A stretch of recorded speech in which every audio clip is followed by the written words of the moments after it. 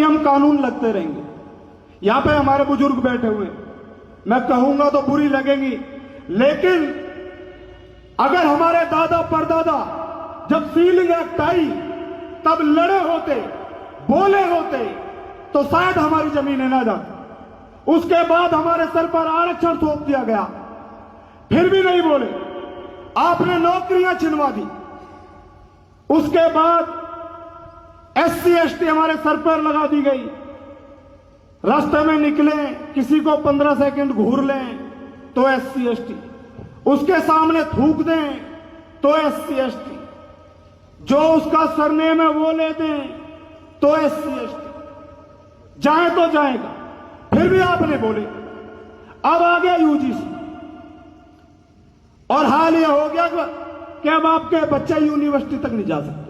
अब आपके हाथ से शिक्षा भी गई, और अगर आज भी नहीं लड़े तो समझ लीजिए वो दिन भी दूर नहीं होगा जब कोई सरकार ये नियम कानून लाएगी कि जिन स्वर्णों के पास 2 घर हैं, एक घर इनको दे दो, और तुम्हें देने पड़ेंगे क्योंकि तुमने लड़ना छोड़ दिया। यहां जितने भी युवा साथी बैठे, यहां जितने भी सम्मानित लोग आए, सबकी विचारधाराएं अलग अलग हैं, सब अपने अपने स्तर से सही बोलेंगे, लेकिन मैं सारे युवाओं से यही कहूंगा, जो भी यूनिवर्सिटी में जाए और अगर तुम पर UGC का नियम लग जाए, कोई FIR करे तो 302 में जाना, UGC में मत जाना, याद रखना।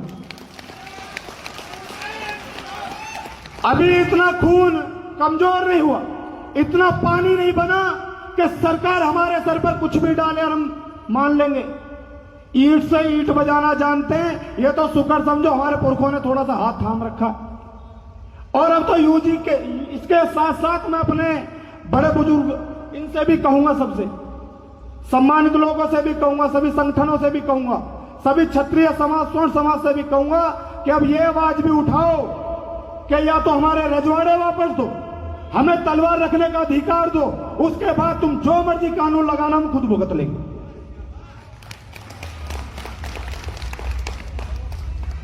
देश में ऐसे नियम कानून अगर आते रहेंगे तो ज्यादा दिन है नहीं जब तुम्हारा अस्तित्व मिट जाएगा।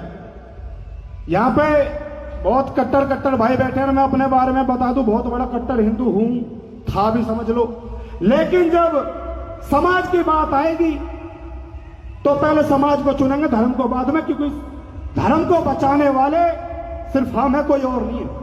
गाय माता की रक्षा करने वाले, भारत को हिंदू राष्ट्र की मांग करने वाले कोई और नहीं, स्वर्ण समाज के लोग।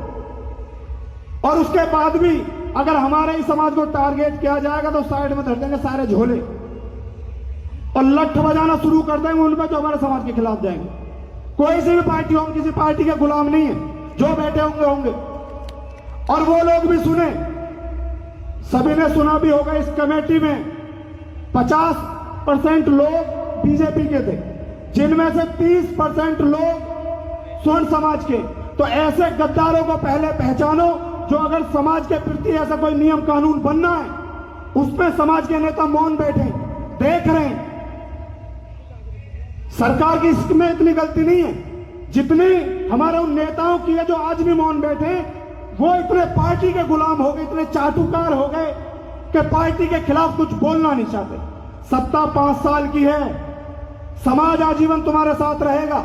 याद रखना, जिस दिन तुम पर मुसीबत आएगी उस दिन समाज खड़ा होता है, पार्टियां खड़ी नहीं होती।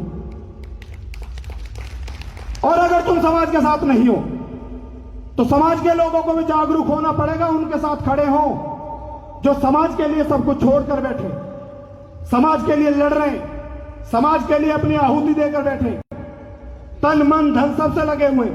और यहां जितने भी लोग आए हुए हैं सभी वही लोग हैं जो समाज को सर्वोपरि रखते। जिस दिन आप समाज को भूलोगे, समाज आपको भूलेगा। क्षेत्र में वही होने वाला, याद रखना।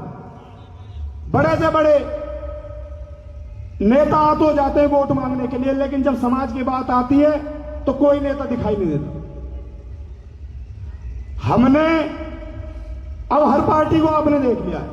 हम लोगों का यह हो गया, हमको यह लगता है कि अगर बीजेपी नहीं है तो हम कहां जाएंगे, बीजेपी नहीं है तो पता नहीं कौन सी आपदा आ जाए। कोई आपदा नहीं आएगी, घर में तलवारें रखो। हम ही लड़ते हैं पहले से, मुगलों से हम लड़े, तुर्कों से हम लड़े, अंग्रेजों से हम लड़े, तो इनसे भी लड़ लेंगे, इतनी बड़ी बात थोड़ी है। लड़ना तो आपको होगा। मैं ज्यादा बात खींचूंगा नहीं, क्योंकि माइक का और मुकदमे का मेरा बड़ा पुराना रिश्ता है। माइक पे आते मुकदमा हो जाता है। मैं बस एक आखिरी लाइन बोलकर अपनी जगह लूंगा कि बोलती है स्वाभिमानी माटी रोटी की वो घास बोलती है, कई साल पहले हाथों से दफनाई मेवाड़ में वो लाश बोलती है। वक्त भी बदला, दौर भी बदला, रक्त वही है पुरखों का, आना कभी 60-84 हमारी आज भी ठकरास बोलती है। जय श्री राम।